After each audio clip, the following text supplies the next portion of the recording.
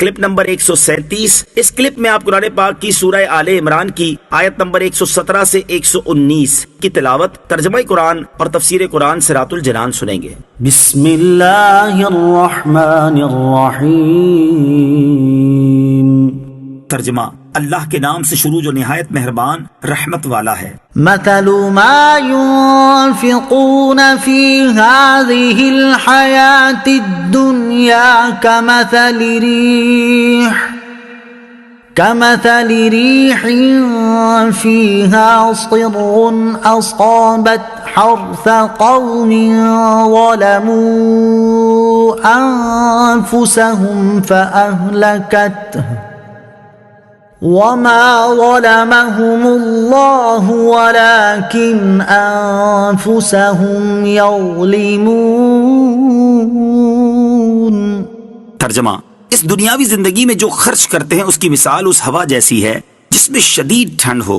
وہ ہوا کسی ایسی قوم کی کھیتی کو جا پہنچے جنہوں نے اپنی جانوں پر ظلم کیا ہو تو وہ ہوا اس کھیتی کو ہلاک کر دے، اور اللہ نے ان پر ظلم نہیں کیا بلکہ وہ خود اپنی جانوں پر ظلم کرتے ہیں۔ مثل ما ينفقون في هذه الحياة الدنيا، اس دنیاوی زندگی میں خرچ کرنے والوں کی مثال۔ اس آیت میں کافر کے خرچ اور ریاکاری کے طور پر خرچ کرنے والے کی مثال بیان فرمائی گئی کہ ان کے خرچ کو ان کا کفر یا ریاکاری ایسے تباہ کر دیتی ہے جیسے برفانی ہوا کھیتی کو برباد کر دیتی ہے، اور ان کے ساتھ یہ معاملہ کوئی ظلم و زیادتی نہیں بلکہ یہ ان کے کفر یا نفاق یا ریاکاری کا انجام ہے، تو یہ خود ان کا اپنی جانوں پر ظلم ہے۔ مفسرین کا قول ہے کہ اس خرچ سے یہودیوں کا وہ خرچ مراد ہے جو وہ اپنے علماء اور سرداروں پر کرتے تھے۔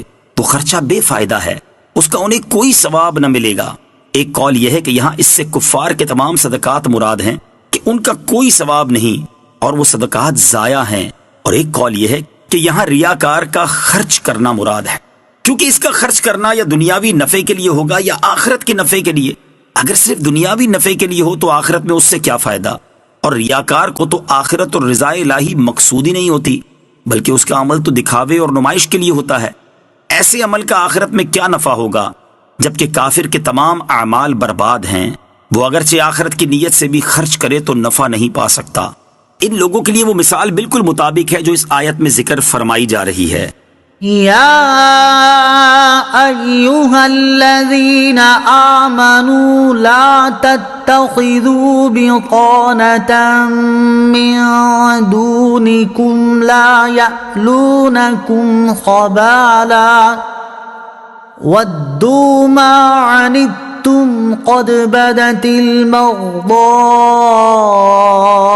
من افواہہم وما تخفي صدورهم أكبر قد بينا لكم الآيات إن كنتم تعقلون۔ ترجمہ، اے ایمان والو، غیروں کو رازدار نہ بناؤ، وہ تمہاری برائی میں کمی نہیں کریں گے، وہ تو چاہتے ہیں کہ تم مشقت میں پڑ جاؤ۔ بے شک ان کا بغض تو ان کے منہ سے ظاہر ہو چکا ہے، اور جو ان کے دلوں میں چھپا ہوا ہے وہ اس سے بھی بڑھ کر ہے۔ بے شک ہم نے تمہارے لیے کھول کر آیاتیں بیان کر دیں اگر تم عقل رکھتے ہو۔ لا تتخذوا بطانة من دونکم، غیروں کو رازدار نہ بناؤ۔ بعض مسلمان اپنے قرابت دار اور رشتہ دار یہودیوں وغیرہ سے قرابت یا پڑوس کی بنا پر دوستی اور میل جول رکھتے تھے۔